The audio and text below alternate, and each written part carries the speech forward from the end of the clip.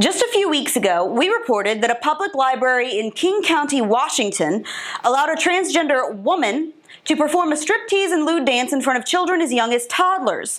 Now that same county hired a black transgender woman to get naked, give lap dances, and forcibly kiss audience members at a fundraiser for homelessness paid for by tax dollars.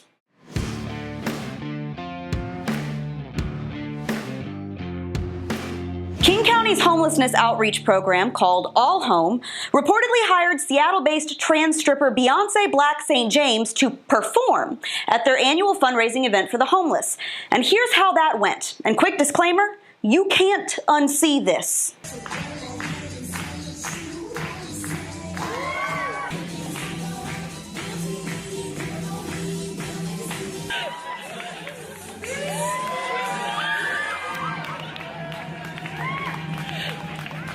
Only after getting pushback for the event did the county suspend Kira Zylstra, the director of the program, with pay, of course. Thanks again, taxpayers.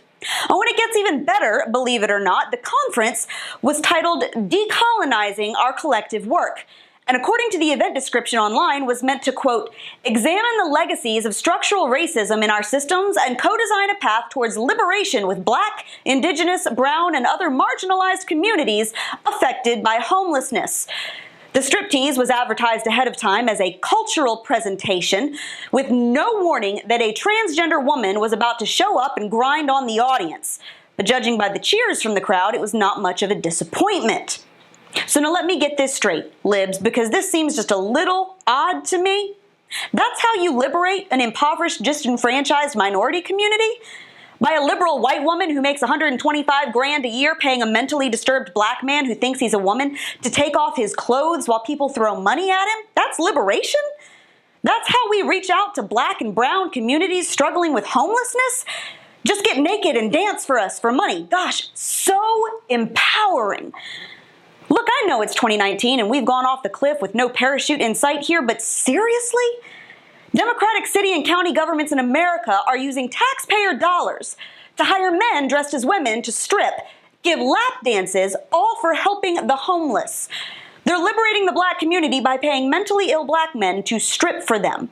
Now, it used to be that politicians had to go down to Central America and funnel money through backdoor travel budgets to do this kind of crap. Now they're just doing it right here out in the open and expecting zero pushback for it because our society has become so depraved that paying a cross-dressing man to get naked at a fundraiser is somehow considered okay. Except that it's not okay. None of this is okay. At least not if the term okay has any connection to sanity, basic human decency, or simple logic. Normalizing gender dysphoria is not okay.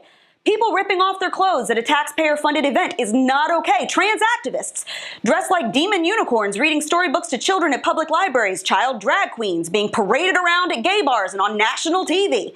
Parents dressing their little boys in pink tutus, schools handing out gender surveys to kindergartners. None of this is okay, and it never will be. I don't care how many letters you add to your rainbow bedazzled bumper sticker or how much liberal mumbo-jumbo you put in your ad events. None of this is acceptance or inclusion or liberation.